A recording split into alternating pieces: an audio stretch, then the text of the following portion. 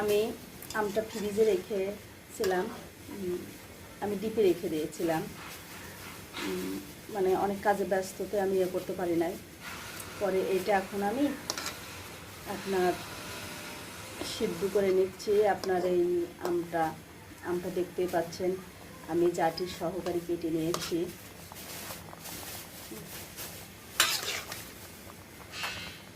আমগুলো দেখতেই পাচ্ছেন এভাবে আমি সুন্দর করে এটা কেটে নিয়েছি।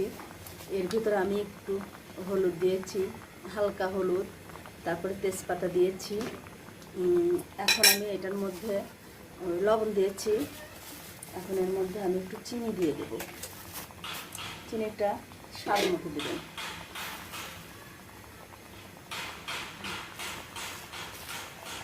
এর মধ্যে চিনি দিব, দিয়ে দিলাম। আমার ছেলে মেয়ে আবার একটু মিষ্টি খেতে ভালোবাসে, তো তাই ওদের জন্য আমি মিষ্টি একটু করবো।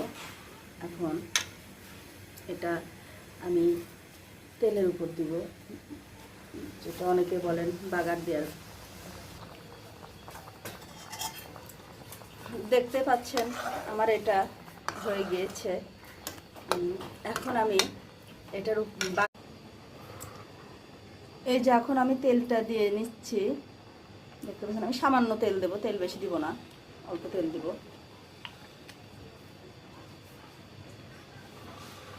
সরিষার তেলটা দিলে খুব মজা লাগে। আমি যে ভিতরে একটু কেটে রেখেছিলাম পেঁয়াজ রসুন, সেটা এখন দিয়ে দিচ্ছি।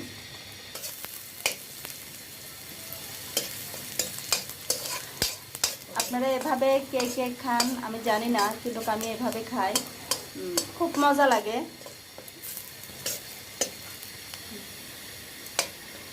এই যে আমার পেঁয়াজটা আমি বাদামি কালার হওয়ার অপেক্ষা করব, এই যে হয়ে যাওয়ার মধ্যেই দেখছেন আপনারা।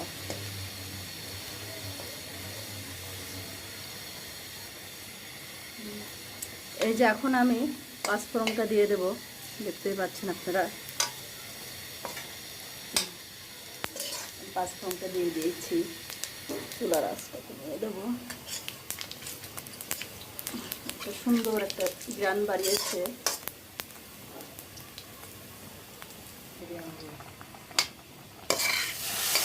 আমি দিয়ে দিলাম